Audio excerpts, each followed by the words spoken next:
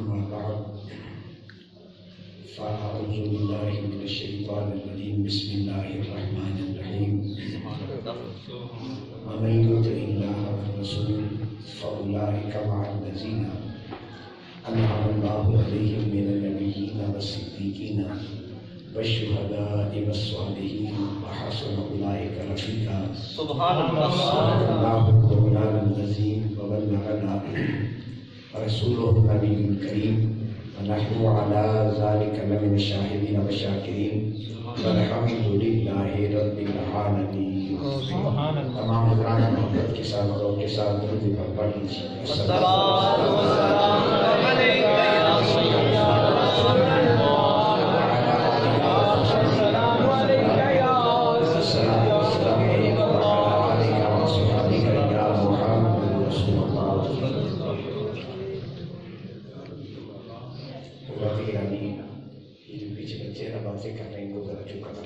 چھوٹے بچے باتیں نہ کریں. گلا نہ کرو.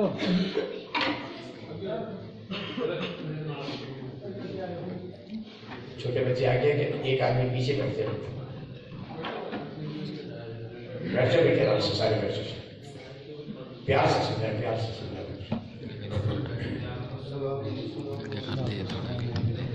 الصلاۃ والسلام علیک سیدنا رسول اللہ وعلی آلک واصحابک یا محمد رسول اللہ.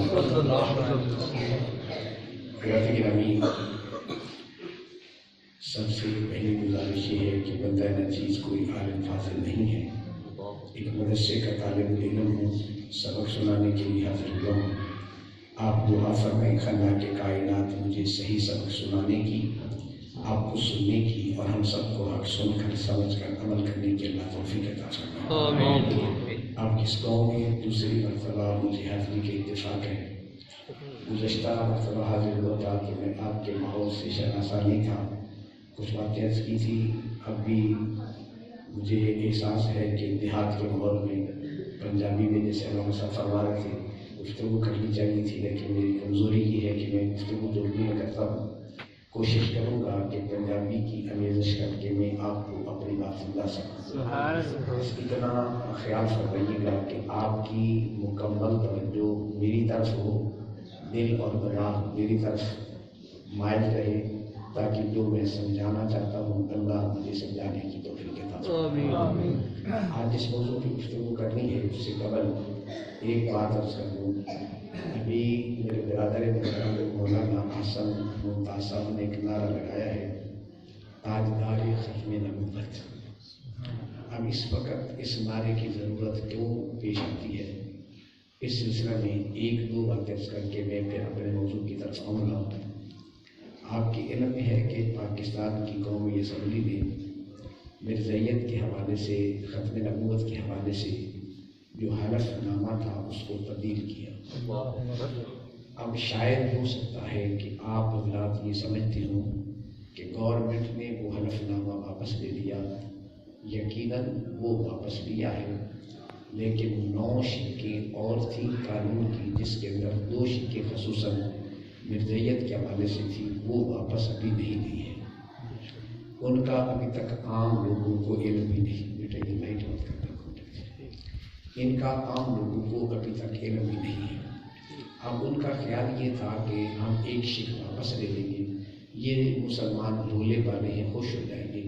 لیکن یہ واضح میں رکھے ہم ہر مسئلے میں بھولے والے ہو سکتے ہیں، پر محبوب کی محبت میں بھولے والے نہیں ہیں انشاءاللہ. اس لیے اس سلسلہ میں مومن جان، مال اور اولاد اپنے محبوب کے نام پر قربان کرنے کے لیے پہلے بھی تیار تھا، اب بھی تیار ہے اور قیامت تک تیار ہے انشاءاللہ. اس سلسلہ میں اگر تھوڑا سا مسئلے کو سمجھنا چاہیں تو ختم نبوت کا مسئلہ کتنا اہم اور ضروری ہے. جب میں نے تاریخ اسلام کا مطالعہ کیا تو آقا کریم علیہ السلام نے جو جنگیں لڑی ہیں، جن جنگوں میں آپ خود شریک تھے، ان کو سیرت کی زبان میں غزوہ کہتے ہیں. آپ نے اپنی زندگی میں 25 یا 27 جنگیں ہیں جن میں آپ نے شرکت کی ہے، اور ان کے اندر ٹوٹل بندے کتنے مسلمان شہید ہوئے اور ان کے کتنے مارے گئے؟ سیرت نگاروں کی تحقیق کے مطابق 259 بندہ مسلمانوں کا شہید ہوا اور 759 بندہ کافروں کا مارا گیا۔ یہ ٹوٹل تقریباً 1100 کے قریب کچھ تعداد بنتی ہے۔ تو اب ذرا غور کریں کہ پورے اسلام کے پھیلانے میں 259 مسلمان شہید ہوئے، لیکن مسئلہ ختم نبوت پر جب سب سے پہلی جنگ حضرت ابوبکر صدیق رضی اللہ تعالیٰ عنہ نے لڑی، جنگ یمامہ جس کو کہتے ہیں، اس میں 12,000 مسلمان شہید ہوئے ہیں۔ اب آپ اندازہ کریں، اس کا مطلب ہے کہ پورے اسلام کے اشاعت میں قربانی دینے کے لیے فقط 259 آدمی نے قربانی دی، اور مسئلہ ختم نبوت پر 1200، یہ پہلی جنگ ہے، باقیوں کی بات نہیں کر رہا ہوں۔ اس سے اندازہ ہوتا ہے کہ اسلام کے مقابلے میں بھی مسئلہ ختم نبوت کتنا اہم ہے۔ اس حوالے سے اس وقت سے لے کر اب تک کی تاریخ کا مطالعہ کریں، کسی بھی دور میں اگر کسی نے ختم نبوت پر نقب زنی کی تو ہر دور میں مسلمانوں نے اپنا سب کچھ محبوب کی ختم نبوت پر قربان کیا۔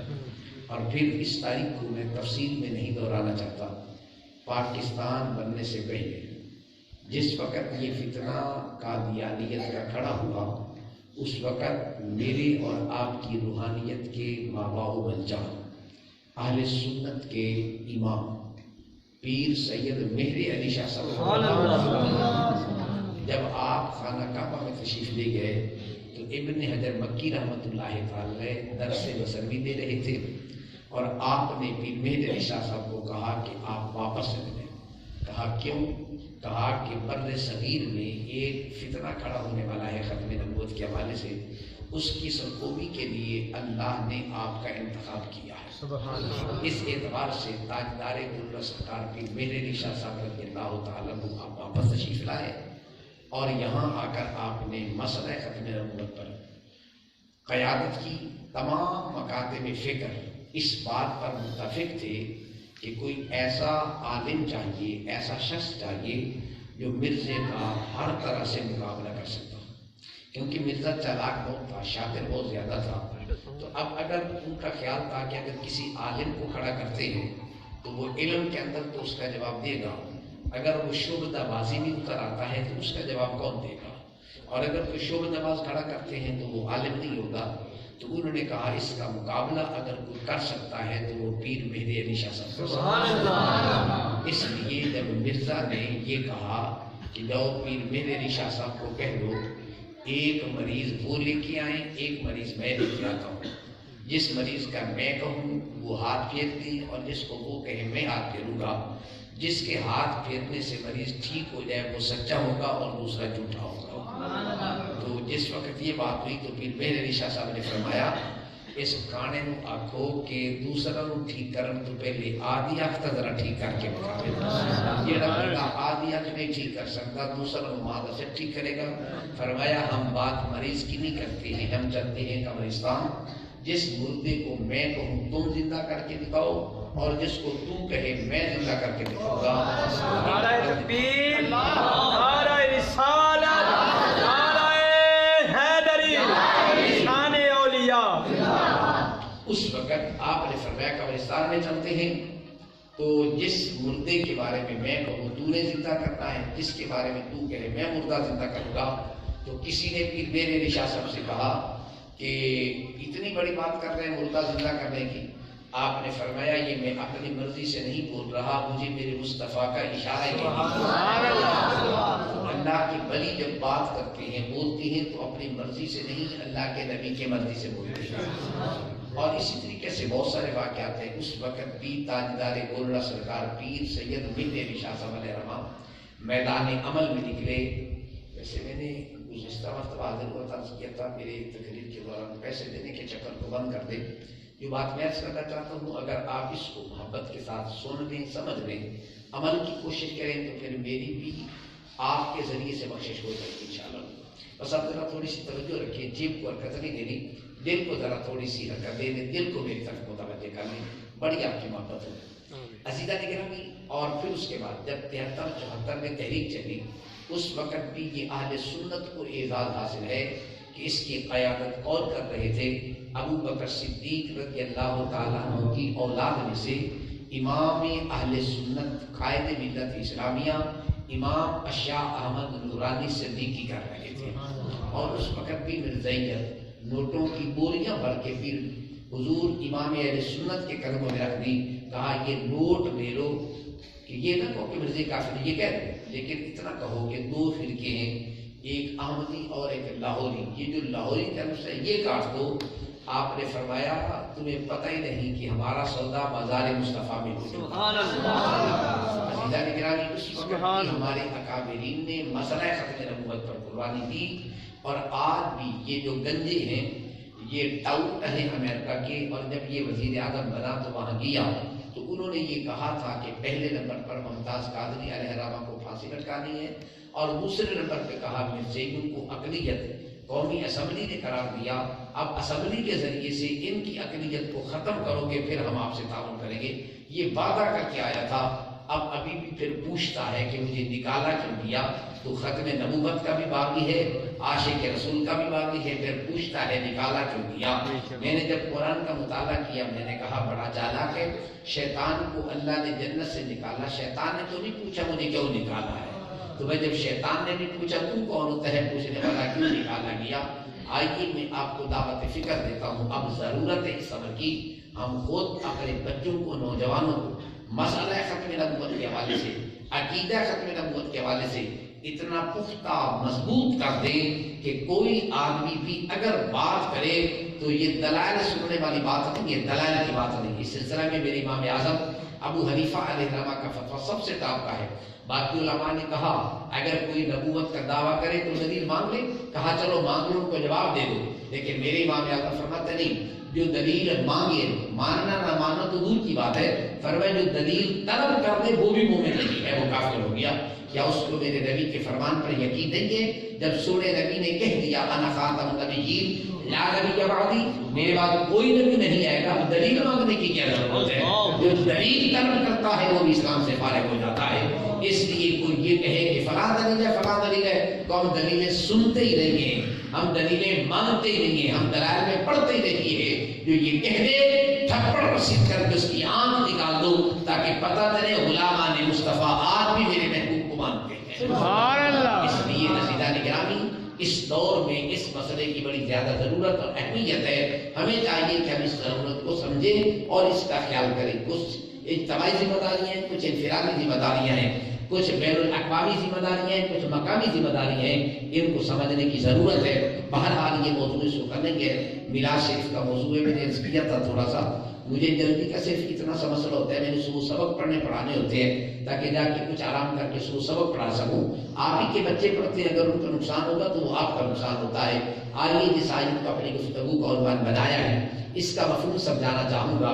آقا کریم علیہ الصلوۃ والسلام کی ذات اقدس تشریف فرمائیں، میرے حبیب نبی علیہ السلام کے غلام ہیں جن کا نام ہے حضرت ثوبان رضی اللہ تعالیٰ عنہ، یہ در مصطفیٰ پہ حاضر ہوتے ہیں۔ آقا کریم علیہ الصلوۃ والسلام کی بارگاہ میں بیٹھ کے پریشان ہیں۔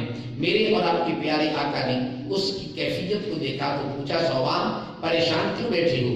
عرض کی یا رسول اللہ علیہ السلام اس بات پر پریشان بیٹھا ہوں آپ کے قدموں کی برکت سے جنت تو مل جائے گی، یہ تو مسئلہ نہیں ہے، سوال اتنا سا ہے کہ کل جب قیامت کا دن ہوگا جنت میں بڑے بڑے درجے ہوں گے، ایک درجہ وہ ہوگا جس میں آپ مومن موجود ہوں گے، ایک درجہ وہ ہوگا جس میں اولیاء کاملین ہوں گے، پھر اس سے اوپر والا درجہ وہ ہوگا جس میں ائمہ مجتہدین ہوں گے، اس سے اوپر والا درجہ ہوگا جس میں صحابہ ہوں گے، پھر اوپر والا درجہ ہوگا جس میں انبیاء کی جماعت ہوگی، اور پھر اس سے اوپر درجہ ہوگا جہاں آپ کا مقام اور مرتبہ ہوگا، ہمارے اور آپ کے درمیان میں اتنا فاصلہ ہوگا، کیا قیامت کے دن آپ کا دیدار بھی نصیب ہوگا یا نہیں ہوگا، یا آپ سے ملاقات بھی ہوگی یا نہیں ہوگی؟ اگر ہم جنت میں چلے بھی گئے آپ کا دیدار نہ ہوا تو جنت میں جانے کا مزہ کیا آئے گا؟ ہم تو جنت میں جانا اس لیے چاہتے ہیں کہ جنت میں دیدار مصطفیٰ نصیب ہو جائے۔ تو میرے اور آپ کے پیارے آقا نے جب یہ سوال سنا تو سرکار دو عالم علیہ السلام ابھی خاموش ہے۔ خلاق کائنات نے جبرائیل سے کہا جبرائیل جلدی کرو، جاؤ میرے محبوب کے غلام کو بتا دو وَمَن يُطِعِ اللَّهَ وَالرَّسُولَ فَأُولَٰئِكَ مَعَ الَّذِينَ أَنْعَمَ اللَّهُ عَلَيْهِم مِّنَ النَّبِيِّينَ، جاؤ بتا دو۔ اے سوال گھبرانے کی ضرورت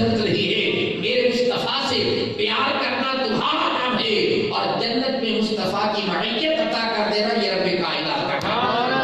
फरमाया घबराने की जरूरत नहीं है, परेशान होने की जरूरत नहीं है, यहाँ गुलामी तुम कर लो, जहाँ आमिना का लाल बैठा होगा वहां तुम्हें भी बैठा दिया होगा। नारे तकबीर, नारे रिसालत, नारे हैदरी, शान मुस्तफा, मिलाद मुस्तफा।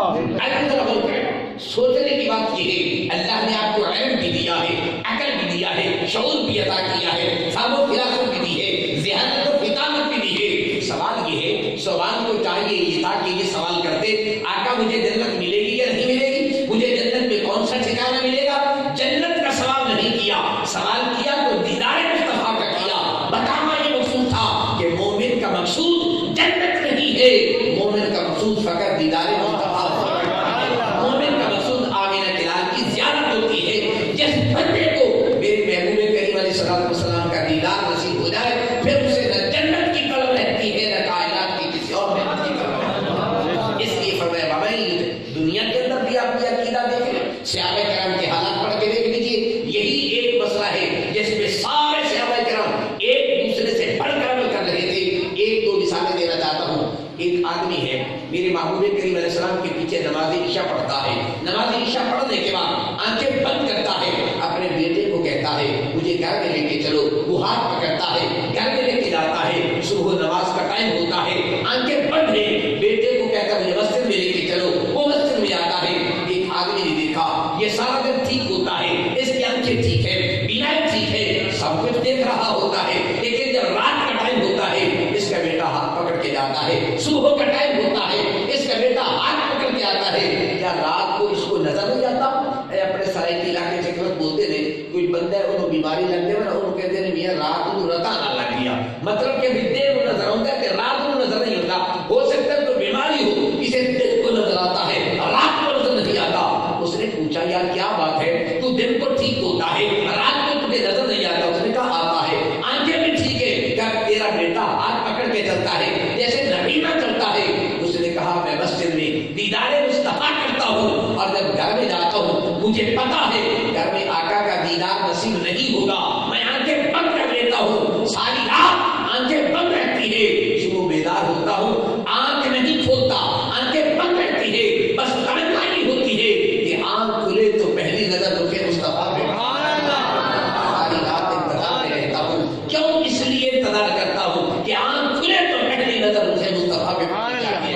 अजीजा निगरानी, सोचने की बात यह है, आज लोग हम सुन्नियों को कहते हैं ये इश्क मुस्तफा का जो तुम सबक देते हो, मोहब्बत रसूल का दर्स देते हो, ये कहां से सीखा है? मैं कहता हूं नादानो, जिसने मोहब्बत की चाशनी चखी नहीं उसे क्या पता है, जिसने मोहब्बत की लज्जत चखी नहीं उसको क्या पता है। ये तो बुलबुल से पूछो ना कि गुलाब की खुशबू में क्या तासीर होती है, कमरे को क्या पता कि फूल के अंदर क्या होता है, वो तो गंदी के ढेर को सूंघता है। अगर फूल की पत्ती का मजा पूछना है तो फिर बुलबुल से पूछा करो ना, फिर वो तुम्हें बताएगी कि इसमें क्या मजा होता है। मैं सवाल ये करना चाहता हूँ, क्या हजरत सौबान और ये सहाबी जो थे उन्होंने किसी कुरान की आयत में पढ़ लिया था कि सारी रात आंखें बंद कर दिया करो, सुबह खोला करो? ना तो ये मसला कुरान की किसी आयत में था, ना हदीस पाक में था।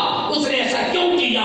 इसलिए कि इश्क का दस्तूर निराला देखा, जिसने सबक याद किया उसको छुट्टी न मिली। पर तुम्हें पता ही नहीं है मोहब्बत का दस्तूर और होता है, इश्क का दस्तूर और होता है, शरीयत का दस्तूर और होता है, तरीकत का दस्तूर और होता है।